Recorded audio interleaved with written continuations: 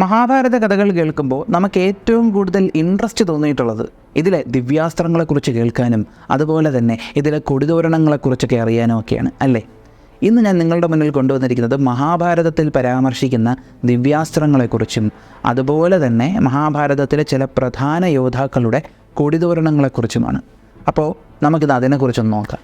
അപ്പോൾ വീഡിയോയിലേക്ക് പോകുന്നതിന് മുൻപ് നിങ്ങൾക്ക് ഉപകാരപ്രദമായിട്ടുള്ളൊരു കാര്യം ഞാൻ നിങ്ങൾക്ക് പരിചയപ്പെടുത്താം.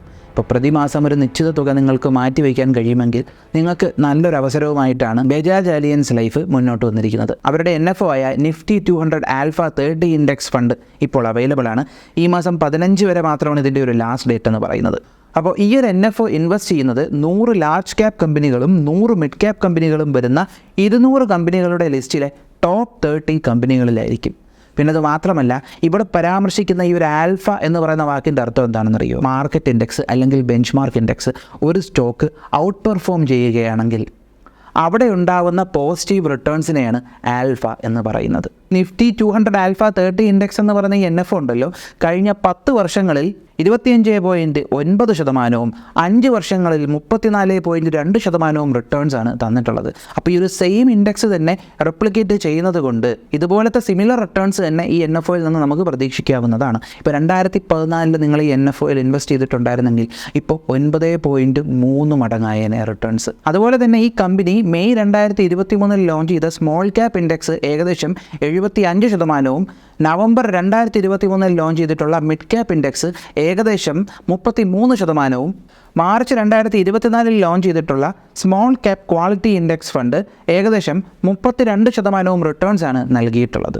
NRI സുഹൃത്തുക്കൾക്കും ഇത് നല്ലൊരു അവസരമാണ് കേട്ടോ. പ്രതിമാസം ഒരു 18,000 രൂപയൊക്കെ മാറ്റിവെക്കാൻ കഴിഞ്ഞാൽ 10 വർഷങ്ങൾക്ക് ശേഷം 2 കോടി വരെ റിട്ടേൺസ് കിട്ടാൻ സാധ്യതയുണ്ട്. ഈ മാസം 15-ാം തീയതി വരെ മാത്രമാണ് കേട്ടോ ഈ ഒരു NFOയുടെ ലാസ്റ്റ് ഡേറ്റ് എന്ന് പറയുന്നത്. ലിങ്കും കാര്യങ്ങളുമെല്ലാം ഞാൻ ഡിസ്ക്രിപ്ഷൻ ബോക്സിൽ കൊടുത്തേക്കാം. അപ്പോൾ നമുക്കിനി മഹാഭാരതത്തിലെ ദിവ്യാസ്ത്രങ്ങളെക്കുറിച്ചും കൊടിതോരണങ്ങളെക്കുറിച്ചും എല്ലാം ഒന്ന് നോക്കാം.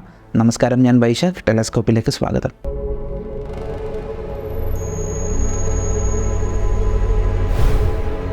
ദിവ്യാസ്ത്രങ്ങൾ എന്ന് പറയുമ്പോൾ തന്നെ ആദ്യമേ ഓർമ്മ വരുന്നൊരു പേരുണ്ട്, ബ്രഹ്മാസ്ത്രം അല്ലേ. ഈ ബ്രഹ്മാസ്ത്രത്തിൽ തന്നെ പല ടൈപ്പുകളൊക്കെ വരുന്നുണ്ട്. അപ്പോൾ അതിലേക്കെല്ലാം പോകുന്നതിന് മുൻപ് മഹാഭാരത കഥകളിലെ ഈ ഒരു ദിവ്യാസ്ത്രങ്ങളെക്കുറിച്ച് പറയണമെങ്കിൽ ഈ ദിവ്യാസ്ത്രങ്ങൾക്ക് ദിവ്യത്വം കൊടുക്കുന്ന എനർജി സ്രോതസ്സുകളെക്കുറിച്ചും കൂടെ പറയേണ്ടിയിരിക്കുന്നു. അതായത് ദേവന്മാരെക്കുറിച്ചും കൂടെ പറയേണ്ടിയിരിക്കുന്നു. അപ്പോൾ അതുകൂടെ പറഞ്ഞായിരിക്കും പോകുന്നത്. അത് ഈ കഥകളിൽ ഈ ഒരു അസ്ത്രത്തിൻ്റെ പ്രാധാന്യം എത്രത്തോളമാണ് എന്ന് മനസ്സിലാക്കാനായിട്ടാണ് അത് പറയുന്നത്. അപ്പോൾ ആദ്യം തന്നെ നമുക്ക് ആഗ്നേയാസ്ത്രത്തെക്കുറിച്ച് പറയാം അല്ലേ. ആഗ്നേയാസ്ത്രം വളരെ ഫേമസ് ആണ്. പേര് കേൾക്കുമ്പോൾ തന്നെ അറിയാം, തീയാണ് അല്ലേ. ആഗ്നേയാസ്ത്രത്തിൻ്റെ ദേവൻ അതുകൊണ്ട് തന്നെ അഗ്നിദേവനാണ്, പിങ്കളകേശനായിട്ടുള്ള അഗ്നിദേവനാണ്. ഒരു സാധാരണ അസ്ത്രം എടുത്തിട്ട് ഈ അസ്ത്രത്തിൻ്റെ മന്ത്രം ജപിച്ച് ആ ദേവനിൽ നിന്ന് ആ ഒരു അസ്ത്രത്തിൻ്റെ എനർജി, ആഗ്നേയാസ്ത്രത്തിൻ്റെ കാര്യമാണെങ്കിൽ ആഗ്നേയാസ്ത്രം, ആ ആഗ്നേയാസ്ത്രത്തിൻ്റെ എനർജിയെ ഈ ഒരു അസ്ത്രത്തിലേക്ക് ആവാഹിച്ചിട്ടാണ് ഇവർ തൊടുക്കുന്നത്. അപ്പോൾ സാധാരണ ഒരു അസ്ത്രത്തെ ആ ഒരു അസ്ത്രമാക്കി മാറ്റുന്നു എന്ന് പറയാം. പിന്നെ ഇങ്ങനെ അല്ലാതെ വേറെ രീതിക്ക് തൊടുക്കുന്ന അസ്ത്രങ്ങളുണ്ട്, അത് ലാസ്റ്റിൽ പറയാം. അപ്പോൾ ആഗ്നേയാസ്ത്രം, ഈ ആഗ്നേയാസ്ത്രം എന്ന് പറയുമ്പോൾ പല ഇൻറ്റൻസിറ്റിയിൽ നല്ല കഴിവുള്ളൊരു യോദ്ധാവിന് യൂസ് ചെയ്യാൻ പറ്റുമെന്നാണ് പറയുന്നത്. അപ്പോൾ അങ്ങനെ പല രീതിക്ക് ആളുകൾ ആഗ്നേയാസ്ത്രം പ്രയോഗിച്ചിട്ടുണ്ട്. എന്നാൽ ആഗ്നേയാസ്ത്രത്തിൻ്റെ ഏറ്റവും വലിയൊരു പ്രയോഗം നടത്തിയിട്ടുള്ളത്, ഏറ്റവും പ്രശസ്തമായിട്ടുള്ളൊരു പ്രയോഗം നടത്തിയിട്ടുള്ളത് അശ്വത്ഥാമാവാണ്. അതായത് പാണ്ഡവരുടെ സൈന്യങ്ങളെല്ലാം നിന്നിങ്ങനെ ഫൈറ്റ് ചെയ്തുകൊണ്ടിരിക്കുന്ന സമയം ഒറ്റ ദിവസം കൊണ്ട് ഒരക്ഷൗഹിണി സൈന്യത്തിനെ തന്നെ അശ്വത്ഥാമാവ് ആഗ്നേയാസ്ത്രത്തിൻ്റെ സഹായത്തോടു കൂടി ഇല്ലാണ്ടാക്കിയിട്ടുണ്ട്. അപ്പോൾ ഇനി അടുത്തത് വെള്ളത്തിനെ കുറിച്ച് പറയാം, വരുണാസ്ത്രം.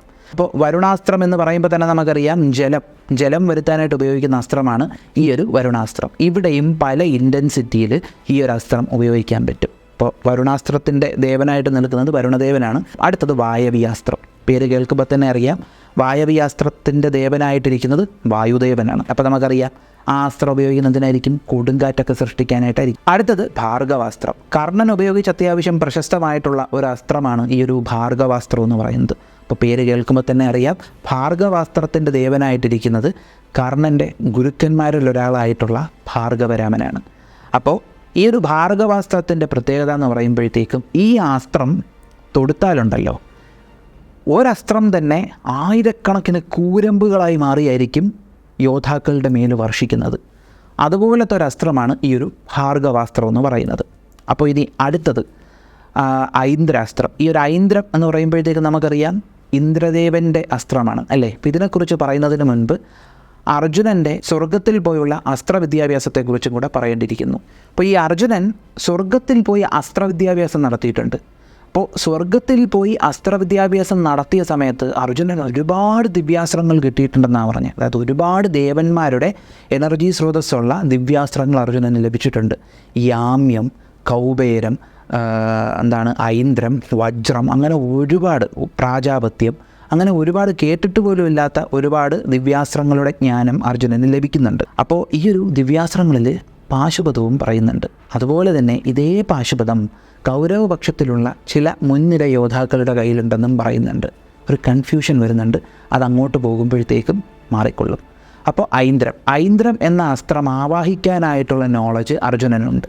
അപ്പോൾ ഈ ഒരു ഐന്ദ്രം, അതിൻ്റെ ദേവനാരാണ് പേര് സൂചിപ്പിക്കുന്നത് പോലെ തന്നെ ദേവേന്ദ്രൻ തന്നെയാണ്. ഈ ഐന്ദ്രം ഉണ്ടാകുന്ന എഫക്റ്റ് എങ്ങനെയാണെന്നറിയോ? ഒരു യോദ്ധാവ് ഐന്ദ്രത്തെ ആവാഹിച്ച് തൊടുത്തു വിട്ടാൽ ഈ അസ്ത്രം നേരെ ആകാശത്ത് പോയിട്ട് കാർമേഘങ്ങൾ സൃഷ്ടിക്കും. കാർമേഘം സൃഷ്ടിച്ചതിന് ശേഷം മഴത്തുള്ളികൾ വീഴുന്നതിന് പകരം മഴത്തുള്ളികളുടെ സ്ഥാനത്ത് അസ്ത്രങ്ങളായിരിക്കും പ്രവഹിക്കുന്നത്. തീർന്നില്ല. അസ്ത്രങ്ങൾ മാത്രമല്ല, ഉൽക്കകൾ, ഇടിമിന്നലുകൾ, കുന്തങ്ങൾ, ഗദകൾ, അങ്ങനെ പല അസ്ത്രങ്ങളായിരിക്കും ആകാശത്തു നിന്ന് വർഷിക്കുന്നത്. പല തവണ കൗരവരെ ഓടിക്കുന്നത് അർജുനൻ ഐന്ദ്രം പ്രയോഗിച്ചാണ്. അടുത്തത് മഹാഭാരതത്തിലെ ഏറ്റവും പ്രശസ്തമായിട്ടുള്ള കർണൻ്റെ വേലാണ്. ഈ ഒരു വേലിൻ്റെ പേര് വാസവി ശക്തി എന്നാണ്. അപ്പോൾ ഈ വാസവി ശക്തി എന്ന പേരെന്താണെന്ന് മനസ്സിലാക്കണം. ഈ വാസവി എന്ന് സൂചിപ്പിക്കുന്നത് വാസവനാണ്. വാസവൻ എന്ന് പറയുമ്പോൾ ദേവേന്ദ്രൻ. അപ്പോൾ ദേവേന്ദ്രൻ്റെ ശക്തി എന്നാണ് ആ ഒരു വേലിൻ്റെ പേര്, വാസവി ശക്തി. അപ്പോൾ ഈ വേല് കിട്ടിയ കഥയൊക്കെ അറിയാമല്ലേ? എങ്ങനെയാണ്? ഇപ്പോൾ ഈ കവചകുണ്ടലങ്ങൾ ദാനമായി വേണമെന്ന് പറഞ്ഞപ്പോൾ എക്സ്ചേഞ്ച് ഓഫർ അവിടെ വെച്ചല്ലോ. അപ്പോൾ എക്സ്ചേഞ്ച് ഓഫർ അവിടെ വെച്ചപ്പോഴത്തേക്കും ദേവേന്ദ്രൻ പറഞ്ഞത് ഇങ്ങനെയാണ്: എൻ്റെ കയ്യിലെ വജ്രം ഒഴികെ എന്ത് വേണേലും ചോദിച്ചു എന്ന്. അപ്പോൾ ദേവേന്ദ്രൻ്റെ കയ്യിലെ ശക്തമായിട്ടുള്ള ആയുധം വജ്രമാണ്. അപ്പോൾ വജ്രം ഒഴികെ എന്ത് വേണമെങ്കിലും ചോദിച്ചു എന്ന് പറഞ്ഞപ്പോൾ കർണൻ പറഞ്ഞു, എൻ്റെ പ്രതിയോഗി എത്ര ശക്തനാണെങ്കിലും അവനെ വീഴ്ത്താൻ പറ്റുന്ന ഒരു ശക്തി എനിക്ക് വേണമെന്ന് പറഞ്ഞു. അപ്പോൾ അങ്ങനെ പറഞ്ഞപ്പോഴാണ് ദിവ്യമായിട്ടുള്ള ഈ ഒരു വേല്, വാസവിശക്തി എന്ന വേല് ദേവേന്ദ്രൻ കർണന് കൊടുത്തത്. പക്ഷെ അവിടെ അധികം പ്രശസ്തമല്ലാത്ത വളരെ ഇമ്പോർട്ടൻ്റ് ആയിട്ടുള്ളൊരു നിബന്ധന ദേവേന്ദ്രൻ വയ്ക്കുന്നുണ്ട്. എന്താണ്? ഈ ഒരു വേല് ദേഷ്യത്തിൻ്റെ പുറത്ത് എടുത്തൊരിക്കലും പ്രയോഗിക്കരുത്. നിൻ്റെ പ്രതിയോഗി അത്രത്തോളം ശക്തനായിരിക്കണം. അതുപോലെ തന്നെ നിൻ്റെ കയ്യിലുള്ള എല്ലാവിധ ദിവ്യാസ്ത്രങ്ങളും പയറ്റി ഒരു രക്ഷയുമില്ലെങ്കിൽ മാത്രം ഉപയോഗിക്കേണ്ട ഒന്നാണ് ഈ ഒരു വേല്. അതായത് കർണൻ്റെ കൈവശമുള്ള ദിവ്യാസ്ത്രങ്ങൾ ഉപയോഗിച്ചിട്ടും ഒരു രക്ഷയുമില്ല എന്ന് തോന്നുന്ന ഒരുത്തിന് നേരെ മാത്രമേ, അവൻ അത്രത്തോളം ശക്തനുമായിരിക്കണം, അവന് നേരെ മാത്രമേ ഈ ഒരു വാസവിശക്തി എന്ന് പറയുന്ന വേല് പ്രയോഗിക്കാവുള്ളൂ എന്നെടുത്ത് പറഞ്ഞിട്ടുണ്ട്. അല്ലാത്ത പക്ഷം, അതായത് ദേഷ്യത്തിൻ്റെ പുറത്തോ വേറെ ദിവ്യാസ്ത്രങ്ങൾ ഉപയോഗിക്കാതെയോ ഇതെടുത്ത് അങ്ങോട്ട് പ്രയോഗിച്ചു കൊടുത്താൽ ഈ വേല് തിരിച്ച് കർണൻ്റെ അടുത്തേക്ക് തന്നെ വരുമെന്നും, അതായത് കർണനെ തന്നെ ഉപദ്രവിക്കും ഈ വേല്, കർണൻ്റെ ഉയിര് തന്നെ എടുക്കും എന്ന് ദേവേന്ദ്രൻ പറഞ്ഞിട്ടുണ്ട്. പിന്നെ അത് മാത്രമല്ല, ഈ വേൽ ഒരു തവണ ഉപയോഗിച്ച് കഴിഞ്ഞാൽ തിരിച്ച് ദേവേന്ദ്രൻ്റെ കയ്യിലേക്ക് എത്തുമെന്നും പറഞ്ഞിട്ടുണ്ട്. അപ്പോൾ ആ സമയത്ത് കർണൻ കടോൽഗജനെ തീർക്കാൻ വേറൊരു വഴിയുമില്ലാതെ വന്നപ്പോൾ ഈ വേലെടുത്ത് ഉപയോഗിച്ച കഥയൊക്കെ നമുക്കറിയാം, വളരെ പ്രശസ്തമാണ് അത്, അല്ലേ? അടുത്തത് കർണൻ്റെ കയ്യിൽ ഈ ഒരു വാസവിശക്തി എത്രത്തോളം പ്രാധാന്യമുള്ള ദിവ്യാസ്ത്രമാകുന്നോ അതുപോലെ തന്നെ അർജുനൻ്റെ കയ്യിൽ വളരെ പ്രാധാന്യമുള്ള ഒരു ദിവ്യാസ്ത്രം ഉണ്ടായിരുന്നു. അതാണ് വജ്രം, ദേവേന്ദ്രൻ്റെ വജ്രം. ആ വജ്രത്തെ ആവാഹിച്ചുപയോഗിക്കാനുള്ള നോളജ് അർജുനനുണ്ടായിരുന്നു. അർജുനൻ അസുരന്മാരുമായിട്ടുള്ള പോരാട്ടത്തിൽ ഈ വജ്രത്തെ ആവാഹിച്ചുപയോഗിക്കുന്നുണ്ട്. ആ സമയത്ത് ഈ വജ്രം എന്താ ചെയ്തതെന്നറിയോ? അർജുനൻ തൻ്റെ അമ്പിലേക്ക് വജ്രത്തെ ആവാഹിച്ച് തൊടുത്തപ്പോഴത്തേക്കും അന്ന് അസുരന്മാരവിടെ തീർത്ത മായ എഫക്റ്റ്, ആ മായയുടെ എഫക്റ്റിനെ കീറി മുറിച്ചുകൊണ്ട് ഇവന്മാരെവിടെയൊക്കെ പോയി വിളിച്ചോ അവിടെ പോയി ഇവന്മാരെ തീർത്തു എന്നാണ് പറയുന്നത്. അടുത്തത് രൗദ്രം. ഈ രൗദ്രം എന്ന് പേര് കേൾക്കുമ്പോൾ തന്നെ അറിയാം അതിൻ്റെ ദേവൻ പരമശിവനാണ്. ചില ദിവ്യാസ്ത്രങ്ങൾക്കുണ്ടല്ലോ രൂപമുണ്ട്. രൂപം എന്ന് പറയുമ്പോഴത്തേക്കും ഈ ഒരു മനുഷ്യരെ പോലത്തെ ഒരു രൂപമുണ്ടെന്നാണ് പറയുന്നത്. അപ്പോൾ ആ രൂപത്തിലുള്ള ദിവ്യാസ്ത്രത്തെ ആവാഹിച്ച് അമ്പിൽ വെച്ചിട്ടാണ് ചില യോദ്ധാക്കൾ ആ അമ്പ് ചെയ്യുന്നത്. അപ്പോൾ അങ്ങനത്തെ ഒരു ദിവ്യാസ്ത്രമായിരുന്നു ഈ ഒരു രൗദ്രാസ്ത്രം. ഈ രൗദ്രാസ്ത്രത്തിൻ്റെ രൂപം എന്ന് പറയുമ്പോഴത്തേക്കും മനക്കെട്ടിയില്ലാത്തവർ ഭയന്നു പോകുന്ന രീതിയിലുള്ള രൂപമായിരുന്നു രൗദ്രാസ്ത്രത്തിൻ്റെ രൂപം. അതായത് 3 തല, എത്രയോ കൈകൾ, 9 കണ്ണുകൾ, വായിൽ നിന്ന് അഗ്നി പ്രവഹിക്കുന്നുണ്ട്, കണ്ണിൽ നിന്ന് അഗ്നി പ്രവഹിക്കുന്നുണ്ട്. ആ അസ്ത്രത്തിൻ്റെ മുടിക്ക് തീയുടെ കളറാണ്. അങ്ങനത്തെ ഒരു രൂപം. ആ രൂപത്തിനെ അർജുനൻ ഒരിക്കൽ തൻ്റെ അസ്ത്രത്തിലേക്ക് ആവാഹിച്ച് ആ രൗദ്രാസ്ത്രം എയ്തപ്പോൾ ഉണ്ടല്ലോ, ഈ അസ്ത്രം പോയ പോക്കിൽ ഒരുപാട് മൃഗങ്ങളുടെ രൂപത്തിലുള്ള ഒരുപാട് സത്വങ്ങളും വല്ലാത്ത രൂപത്തിലുള്ള ഒരുപാട് സംഭവങ്ങളുമെല്ലാം ഈ അസ്ത്രത്തിൻ്റെ കൂടെ സ്ഥലത്തെങ്ങും പ്രവഹിച്ച് അവിടെ ശത്രുക്കളെ അത്രയും തീർത്തു എന്നാണ് പറയുന്നത്. അപ്പോൾ അത്രത്തോളം പ്രചണ്ഡമായിട്ടുള്ളൊരു എഫക്റ്റ് ഈ ഒരു രൗദ്രാസ്ത്രം കൊണ്ടൊരു യോദ്ധാവിന് ക്രിയേറ്റ് ചെയ്യാൻ കഴിയും. അപ്പോൾ ഇത്രയും പറഞ്ഞ ദിവ്യാസ്ത്രങ്ങളെ കേട്ടല്ലോ. ഇനി ഈ ദിവ്യാസ്ത്രങ്ങളെക്കാട്ടിയും അങ്ങേയറ്റം ശക്തി കൂടിയ ദിവ്യാസ്ത്രങ്ങളെക്കുറിച്ച് പറയാം. ഇതുവരെ പറഞ്ഞ ദിവ്യാസ്ത്രങ്ങൾ മെയിനായിട്ട് യൂസ് ചെയ്യുന്ന രീതി പറഞ്ഞല്ലോ, ഒരമ്പെടുത്ത് വില്ലിൽ വെച്ചിട്ട് ആ ഒരു അസ്ത്രത്തെ അതിലേക്ക് ദിവ്യാസ്ത്രത്തെ ആവാഹിച്ചാണ് തൊടുക്കുന്നത്. എന്നാൽ ഇനി അങ്ങോട്ട് പറയുന്ന ശക്തി കൂടിയ ദിവ്യാസ്ത്രങ്ങളെന്ന് പറയുന്നതിനെ മന്ത്രമുക്താസ്ത്രങ്ങളെന്നാണ് പറയുന്നത്. കാരണം മന്ത്രം ജപിച്ചുകൊണ്ട് വില്ലിൽ അമ്പ് വെച്ചോ അല്ലെങ്കിൽ ഏതെങ്കിലും ഒരു വസ്തു എടുത്തോ അല്ലെങ്കിൽ നോട്ടം കൊണ്ടോ മനസ്സുകൊണ്ടോ മന്ത്രജപം കൊണ്ടോ തൊടുക്കാൻ പറ്റുന്ന അസ്ത്രങ്ങൾ. നിങ്ങൾ കൽക്കി സിനിമയിൽ ആദ്യം അശ്വത്ഥാത്മാവ് ഒരു ദിവ്യാസ്ത്രം പ്രയോഗിക്കുന്ന കണ്ടായിരുന്നോ? അതൊരു പുല്ലെടുത്ത് ജപിച്ചാണ് ഇങ്ങനെ എഴുതി വിടുന്നത്. അപ്പോൾ അതുപോലെയൊക്കെ ഈ ഒരു അസ്ത്രങ്ങൾക്ക് ലക്ഷ്യം പറഞ്ഞയക്കാൻ പറ്റും. അപ്പോൾ അതാണ് ഈ ഒരു മന്ത്രമുക്താസ്ത്രങ്ങളുടെ ഒരു പ്രത്യേകത എന്ന് പറയുന്നത്. അപ്പോൾ ഇനി മന്ത്രമുക്താസ്ത്രങ്ങളെക്കുറിച്ച് പറയുമ്പോൾ ആദ്യം തന്നെ പറയേണ്ടത് ബ്രഹ്മാസ്ത്രമാണ്. ബ്രഹ്മാസ്ത്രം വളരെ ഫേമസ് ആണ്.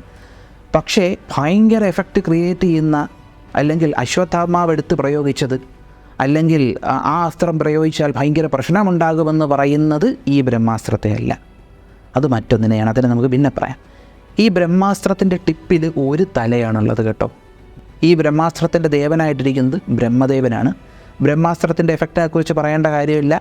ഒരുപാട് സന്ദർഭങ്ങളിൽ പല ആളുകളും ഉപയോഗിക്കുന്നുണ്ട്. എന്നാൽ ബ്രഹ്മാസ്ത്രത്തിനെ മറ്റ് ചില അസ്ത്രങ്ങളുടെ എനർജിയെ ന്യൂട്രലൈസ് ചെയ്യാനും ഉപയോഗിക്കാൻ പറ്റും. അതായത് നേരത്തെ പറഞ്ഞ ദിവ്യാസ്ത്രങ്ങളുടെ എനർജിയെ ഒരു പരിധി വരെ ന്യൂട്രലൈസ് ചെയ്യാനും അല്ലെങ്കിൽ ആ അസ്ത്രങ്ങളുടെ എഫക്റ്റിനെ കൗണ്ടർ ചെയ്യാനുമെല്ലാം ഈ ഒരു ബ്രഹ്മാസ്ത്രം യൂസ് ചെയ്യാൻ പറ്റുമെന്നാണ് പറയുന്നത്. അപ്പോൾ ഈ ഒരു ബ്രഹ്മാസ്ത്രത്തിനെ പല ലെവലിൽ യൂസ് ചെയ്യാൻ പറ്റുന്ന ഒരായുധമാണ്.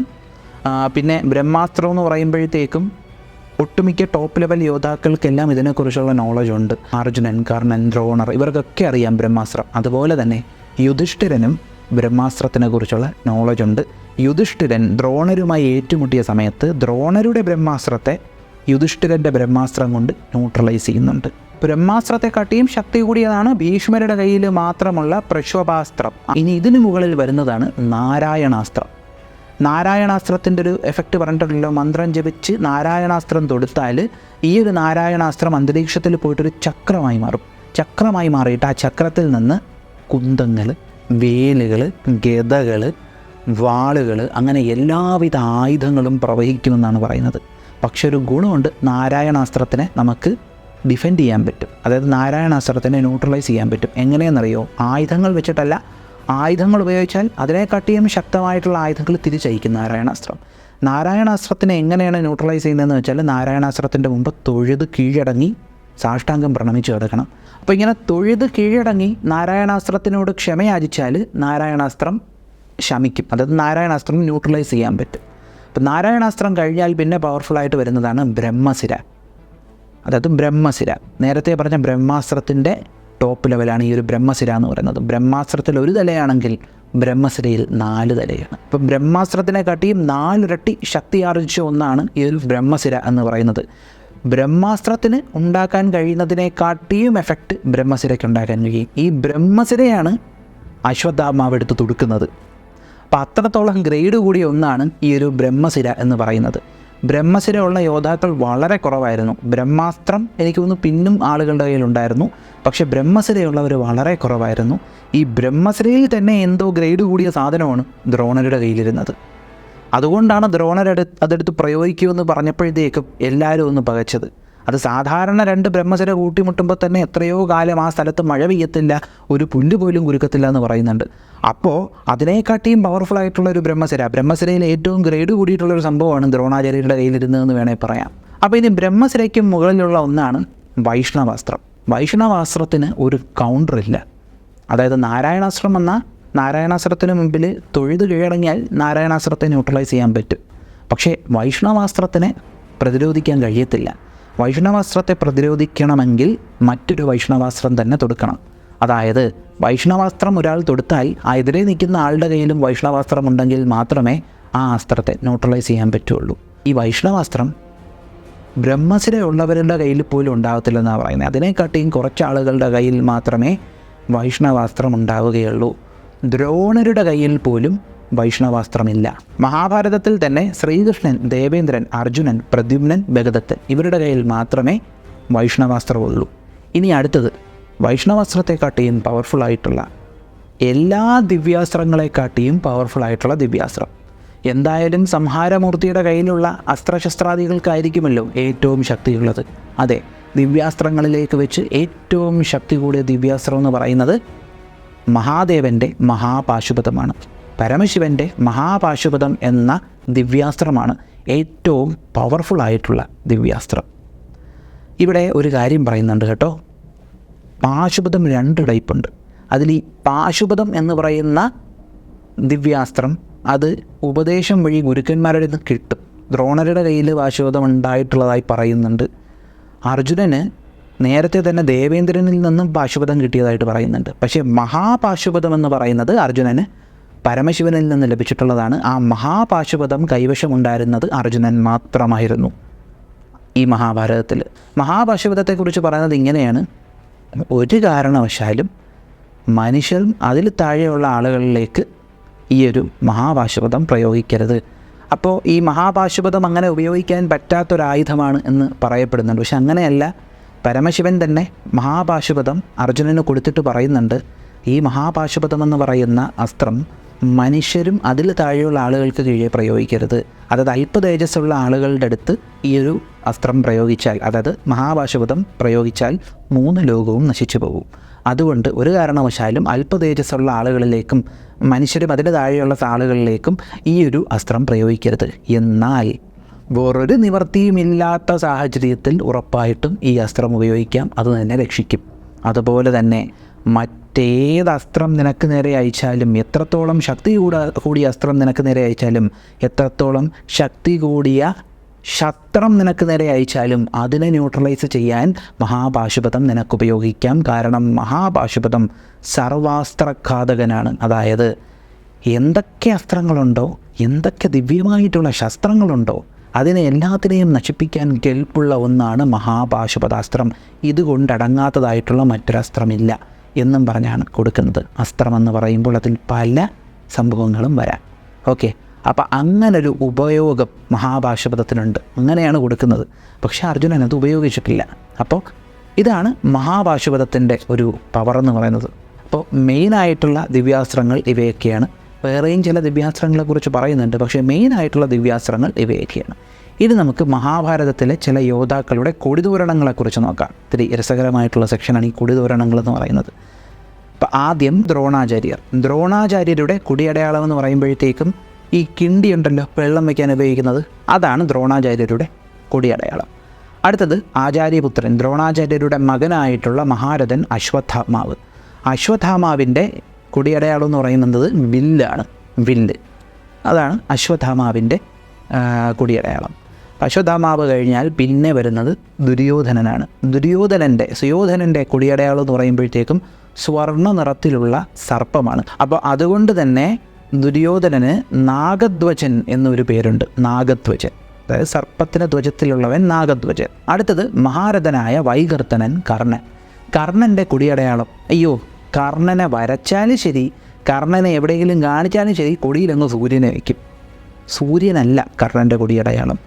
കർണൻ്റെ കൊടിയടയാളം എന്ന് പറയുന്നത് ധ്വജാഗ്രത്തിൽ ആനച്ചങ്ങലയുള്ളവനെന്നാണ് പറയുന്നത്. അതായത് ധ്വജത്തിൻ്റെ അറ്റത്ത് സ്വർണ്ണ നിറത്തിലുള്ള ഭംഗിയുള്ള ആനച്ചങ്ങലയാണ് കർണൻ്റെ കൊടിയടയാളം. അടുത്തത് മഹാരഥനായിട്ടുള്ള ഭീഷ്മരുടെ കൊടി എന്ന് പറയുമ്പോഴത്തേക്കും ഈ ഒരു കൊടിയിൽ ഈ ഒരു പനയുണ്ടല്ലോ, ചില സ്ഥലങ്ങളിൽ വടവൃക്ഷം എന്ന് പറയുന്നുണ്ട്, ചില സ്ഥലങ്ങളിൽ കൽപ്പവൃക്ഷമെന്നും പറയുന്നുണ്ട്. ഈ ഒരു വൃക്ഷത്തിന് ചുറ്റും 5 നക്ഷത്രങ്ങളുള്ളതാണ് ഭീഷ്മരുടെ കൊടി. അപ്പോൾ ഈ ഒരു കൊടിയുടെ ഒരു പ്രത്യേകത എന്ന് പറയുമ്പോഴത്തേക്കും സ്വാഭാവികം വെള്ള നിറത്തിലായിരിക്കും. ഭീഷ്മരുടെ എല്ലാം വെള്ള നിറത്തിലുള്ള സംഭവങ്ങളാണ് ഭീഷ്മർ യൂസ് ചെയ്യുന്നത്. അടുത്തത് ശ്രീകൃഷ്ണൻ്റെ കൊടി.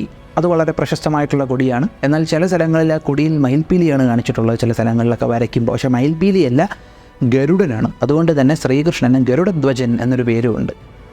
അടുത്തത് അർജുനൻ്റെ കൊടി എന്ന് പറയുമ്പോഴത്തേക്കും അറിയാം ഹനുമാനാണ്. ആ കൊടി ഹനുമാനായതുകൊണ്ട് തന്നെ അർജുനന് കപിധ്വജൻ എന്നും പേരുണ്ട്. പിന്നെ ബലരാമൻ്റെ കൊടി, ആ കൊടിയിലുള്ളതെന്ന് പറയുമ്പോഴത്തേക്കും പനമരമാണ്. ഇനി പാണ്ഡവ പക്ഷത്തിലുള്ള ബാക്കിയുള്ളവരുടെ കൊടിയടയാളവും കൂടെ പറയാം. ഭീമസേനൻ്റെ കൊടി. ഈ കൊടിയെന്ന് പറയുമ്പോഴത്തേക്കും വജ്രക്കണ്ണുകളുള്ള സ്വർണ്ണ നിറത്തിലുള്ള സിംഹമാണ് ഭീമസേനൻ്റെ കൊടി. കുറ്റം പറയാൻ പറ്റത്തില്ല. ആ ഒരു സിംഹത്തിനെ കൊടിയടയാളമായി വെക്കേണ്ട എല്ലാവിധ ക്വാളിറ്റിയും ആ ഒരു യോദ്ധാവിനുണ്ട്. അടുത്തത് യുധിഷ്ഠിരൻ. യുധിഷ്ഠിരൻ്റെ കൊടിയടയാളം എന്ന് പറയുമ്പോഴത്തേക്കും ചന്ദ്രക്കലയാണ്. എന്താണ് ചന്ദ്രക്കല വയ്ക്കാൻ കാരണം എന്നറിയോ? ഈ കുരുവംശം എന്ന് പറയുന്നവരെല്ലാവരും തന്നെ ചന്ദ്രവംശത്തിൽ വരുന്ന ആളുകളാണ്, ചന്ദ്രവംശികളാണ്, ചന്ദ്രവംശ രാജാക്കന്മാരാണ്, അതായത് മൂൺ ഡൈനസ്റ്റിയിൽ വരുന്ന ആളുകളാണ്. അതുകൊണ്ട് തന്നെ നിങ്ങൾ നോക്കിയാൽ മതി, ഈ കൗരവ പാണ്ഡവന്മാരുടെ പടം വരയ്ക്കുമ്പോഴത്തേക്കും നെറ്റിയിൽ കുറി ശ്രദ്ധിച്ചാൽ മതി, ചന്ദ്രക്കലയായിരിക്കും കുറി. ആ ചന്ദ്രക്കല വരയ്ക്കാനുള്ള കാരണം എന്ന് പറയുമ്പോഴത്തേക്കും അവർ ചന്ദ്രവംശികളായതുകൊണ്ടാണ് ആ ഒരു ചന്ദ്രക്കല വരയ്ക്കുന്നത്. അതുകൊണ്ട് തന്നെ യുധിഷ്ഠിരൻ്റെ കൊടിയടയാളം ചന്ദ്രക്കലയാണ്. അടുത്തത് നകുലൻ്റെ എന്ന് പറയുന്നത് സ്വർണ്ണ നിറത്തിലുള്ള ഒരു 8 അടി മാനാണ് നകുലൻ്റെ കൊടിയടയാളം. അടുത്തത് സഹദേവൻ്റെ കൊടിയടയാളം എന്ന് പറയുമ്പോഴത്തേക്കും അരയന്നമാണ്. ഈ അരയന്നം ജ്ഞാനത്തെ സൂചിപ്പിക്കുമെന്നാണ് പറയുന്നത്. ഇപ്പോൾ സഹദേവൻ്റെ ആ ഒരു ബുദ്ധിയെ സൂചിപ്പിക്കാനായിട്ടാണ് അരയന്നത്തെ കൊടിയടയാളമായി വെച്ചേക്കുന്നത്. അടുത്തതെന്ന് പറയുമ്പോൾ അഭിമന്യുവിൻ്റെ ധ്വജം. അഭിമന്യുവിൻ്റെ കൊടിയടയാളമായി വരുന്നത് സ്വർണ്ണ നിറത്തിലുള്ള മയിലാണ്. അടുത്തത് ഈ ഉപപാണ്ഡവന്മാരുണ്ടല്ലോ, അതായത് ദ്രൗപദിക്ക് പഞ്ചപാണ്ഡവന്മാരിലുണ്ടായ മക്കൾ, അതിൽ യുധിഷ്ഠിരനും ദ്രൗപദിക്കും കൂടെ ഉണ്ടായ മകൻ്റെ ധ്വജത്തിൽ യമധർമ്മനാണ് കൊടിയടയാളമായി ഉള്ളത്. അതുപോലെ ഭീമസേനന് ദ്രൗപദിയിലുണ്ടായ മകൻ്റെ കൊടിയടയാളം എന്ന് പറയുമ്പോഴത്തേക്കും വായുദേവൻ. അതുപോലെ അർജുനന് ദ്രൗപദിയിലുണ്ടായ മകൻ്റെ കൊടിയടയാളം എന്ന് പറയുമ്പോൾ ഇന്ദ്രദേവനാണ്. നകുല സഹദേവന്മാരുടെ മക്കൾക്ക് അശ്വനി ദേവന്മാരും. അപ്പോൾ ഇതൊക്കെയാണ് മഹാഭാരതത്തിലെ പ്രശസ്തമായിട്ടുള്ള ചില ധ്വജങ്ങളെന്ന് പറയുന്നത്. അപ്പോൾ ഇതൊക്കെയാണ് മഹാഭാരതത്തിലെ പ്രശസ്തമായിട്ടുള്ള ചില ദിവ്യാസ്ത്രങ്ങളും കൊടിയടയാളങ്ങളും. വീഡിയോയുടെ തുടക്കത്തിൽ ഞാൻ പറഞ്ഞ NFOയുടെ കാര്യം മറക്കണ്ട. നേരത്തെ പറഞ്ഞിട്ടുള്ള ബെനിഫിറ്റുകളെ കാട്ടിയും 80C പ്രകാരവും 10D പ്രകാരവുമുള്ള ടാക്സ് ബെനിഫിറ്റുകളും ഈ ഒരു NFOയ്ക്ക് ഉണ്ട് എന്നുള്ളതാണ്. പിന്നെ ഇത് മാത്രമല്ല, ഈ NFOയുടെ ലാസ്റ്റ് ഡേറ്റ് എന്ന് പറയുന്നത് ഈ മാസം 15 വരെ മാത്രമാണ്. ലിങ്കും കാര്യങ്ങളെല്ലാം ഞാൻ ഡിസ്ക്രിപ്ഷൻ ബോക്സിൽ കൊടുത്തിട്ടുണ്ട്, ഒന്ന് കയറി നോക്കുക. അപ്പോൾ ഈ ഒരു വീഡിയോ നിങ്ങൾക്ക് ഇഷ്ടമായെന്ന് വിശ്വസിക്കുന്നു. നിങ്ങളുടെ അഭിപ്രായങ്ങളൊന്ന് കമൻറ്റ് ചെയ്തേക്കുക. നമ്മുടെ ചാനലിലേക്ക് നിങ്ങൾ ആദ്യമായിട്ടാണ് വരുന്നതെങ്കിൽ ഒന്ന് സബ്സ്ക്രൈബ് ചെയ്തേക്കുക. നമ്മുടെ ചാനലിലെ കണ്ടൻറ്റുകൾ നിങ്ങൾക്ക് ഇഷ്ടപ്പെടുന്നുണ്ടെങ്കിൽ നിങ്ങളുടെ ബന്ധുമിത്രാദികൾക്കും പറ്റുമെങ്കിൽ ശത്രുക്കൾക്കും ഒന്ന് അയച്ചു കൊടുക്കുക. മറ്റൊരു വീഡിയോയിൽ മറ്റൊരു കണ്ടൻറ്റുമായി കാണുന്നത് വരെ